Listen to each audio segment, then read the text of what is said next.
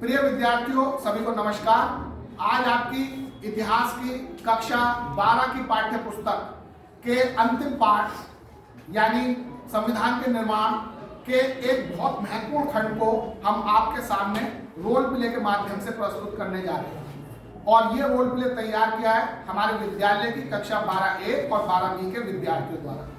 आप सब जानते हैं कि आज हिंदी भारत की आधिकारिक भाषा है, ऑफिशियल लैंग्वेज है। लेकिन ये इतनी आसानी से हिंदी भारत की आधिकारिक भाषा नहीं बन गई। इसके लिए संविधान सभा में बहुत गर्मा गर्म बहस हुई, बहुत उग्र विचार रखे गए, बहुत वाद विवाद हुआ। तो आज हम आपको संविधान सभा लिए चलते हैं और देखते हैं वहां पर हिंदी के बारे में किस तरह की गर्मा गर्म बहस हो रही है। और आज हम आपको सबसे पहले मिलवाएंगे आर.वी. धुलेकर जी से। वो तो आज बहुत ही उग्र रूप में दिखाई दे रहे हैं और हिंदी के पक्ष में बहुत जोरदार तरीके से दलीलें दे रहे हैं। तो आइए मिलते हैं आर.वी. धुलेकर जी से। सबसे पहले संविधान सभा अध्यक्ष महोदय, मैं आर.वी. धुलेकर, मैं आपके माध्यम से सदन को बताना चाहता हूं कि हिंदी को राष्ट्रीय भाषा घोषित कर देना चाहिए। अध्यक्ष महोदय, मैं जवाहरलाल नेहरू आपके माध्यम से सदन को ये बताना चाहता हूँ कि आर.वी. धुलेकर जी को ये बताना चाहता हूँ कि सदन में कुछ लोगों को हिंदी नहीं आती है। जिनको हिंदी नहीं आती है वह सदन से बाहर हो जाए। मैं डॉक्टर राजेंद्र प्रसाद संविधान सभा का अध्यक्ष होने के नाते आर.वी. धुलेकर जी को ये बताना चाहता हूँ कि वो इस तरह से बात करके अपनी बात को आगे नहीं बढ़ा पाएंगे। कुछ लोग कहते हैं कि हिंदी को रियायत दी गई है। मैं कहता हूँ ये बिल्कुल नहीं। हिंदी एक ऐतिहासिक प्रक्रिया का परिणति है। अध्यक्ष महोदय, मैं आपके माध्यम से सदन से कहना चाहता हूँ कि आर.वी. धुलेकर जी को अपनी बात शांति और संयम से रखनी चाहिए और अपने सदन के दूसरे सदस्यों से कहना चाहता हूँ कि हमें मिलजुल कर संविधान को मनाना है। इसके लिए हमें एक दूसरे के विचारों का आदर और सम्मान करना चाहिए। तो प्रिय विद्यार्थियों, आपने देखा कि संविधान सभा में हिंदी के मुद्दे पर कितनी जोरदार गर्मा गर्म बहस चल रही है। ऐसे समय में मुझे बरबसी हमारे राष्ट्रपिता महात्मा गांधी याद आ जाते हैं। तो आइए देखते हैं महात्मा गांधी ने भारत की भाषा क्या हो इस बारे में अपने क्या विचार रखे। मैं महात्मा गांधी अपने सभी देशवासियों को यह बताना चाहता हूँ कि हिंदी की बजाय हिंदुस्तानी को राष्ट्रीय भाषा बनानी चाहिए। महोदय जी, मैं श्रीमती जी दुर्गाबाई आपके माध्यम से सदन को यह बताना चाहती हूँ कि दक्षिण भारत में हिंदी का बहुत ज़्यादा विरोध हो रहा है और शायद विरोधियों का यह कहना सही है कि हिंदी के इतने प्रचार से बाकी प्रांतीय भाषाओं का समाप्त हो जाएगा। और अध्यक्ष जी, हम तो वह लोग हैं जिन्होंने दक्षिण भारत में हिंदी की स्कूलें खुलवाई हैं, कक्षा चलवाई हैं, परंतु आज जिस तरीके से आर.वी. धुलेकर जी कह रहे हैं, अब तो मुझे भी यह डर लगने लगा है कि हम दक्षिण भारतीयों पे हिंदी को थोपा जाए। मैं श्री शंकर रावते, मैं आपके माध्यम से सदन को यह बताना चाहता हूँ कि मैं कांग्रेस तथा महात्मा गांधी का अनुयायी होने के नाते मैं हिंदुस्तानी को राष्ट्रभाषा के रूप में स्वीकार करता हूँ।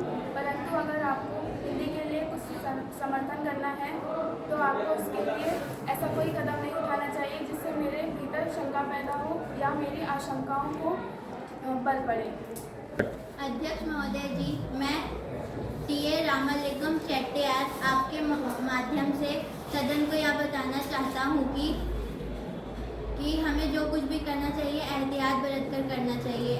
ऐसे आर.वी. धुलेकर की तरह आक्रामक होकर हिंदी का कुछ भला नहीं होगा। और जो लोग डरे हुए हैं उनका डर निराधार नहीं है। हमें उनका डर शांत करना चाहिए, वरना लोगों में गहरी कड़वाहट रह जाएगी। और जब हम एक साथ मिलकर एकत्रित राष्ट्र का निर्माण करना चाहते हैं तो हमें परस्पर समायोजन करना चाहिए और लोगों पे अपनी बात थोपने का सवाल नहीं उठना चाहिए।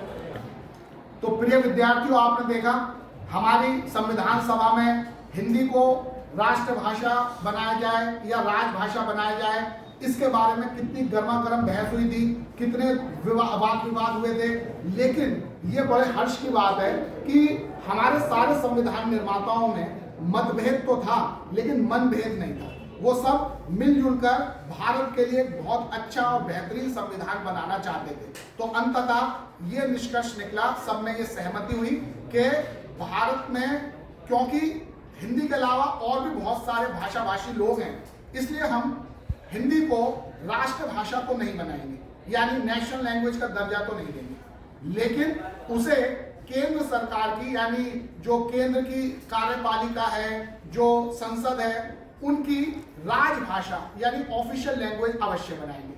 और साथ ही 15 वर्षों के लिए अंग्रेजी को भी ऑफिशियल लैंग्वेज के तौर पर चलने का मौका दिया जाएगा, ताकि जो गैर हिंदी भाषी लोग हैं वो भी इन 15 वर्षों में हिंदी सीख जाएं और फिर वो इसको पूरी तरह से केंद्र की आधिकारिक भाषा के रूप में प्रयोग कर सकें। लेकिन प्रिय विद्यार्थियों, हम देखते हैं कि वो 15 वर्ष अभी तक नहीं आ पाए हैं। हर 15 वर्ष बाद अंग्रेजी के महत्व की जो प्रयोग की अवधि है उसे और बढ़ा दिया जाता है, और आज भी हिंदी भारत सरकार की यानी केंद्र सरकार की आधिकारिक भाषा ऑफिशियल लैंग्वेज है, लेकिन साथ साथ अंग्रेजी को भी मान्यता प्राप्त है और भारत सरकार के सभी कार्य हिंदी में भी होते हैं और अंग्रेजी में भी होते हैं। तो प्रिय विद्यार्थियों, मुझे आशा है कि आपको हमारी ये छोटा सा प्रयास जो हमारी कक्षा 12A और 12B के विद्यार्थियों ने एक रोल प्ले के माध्यम से आपको इस मुद्दे पर जानकारी देने के लिए किया था, आप सबको बहुत पसंद आया होगा। अगले वीडियो में हम फिर आपसे मिलेंगे, तब तक के लिए आपको नमस्कार।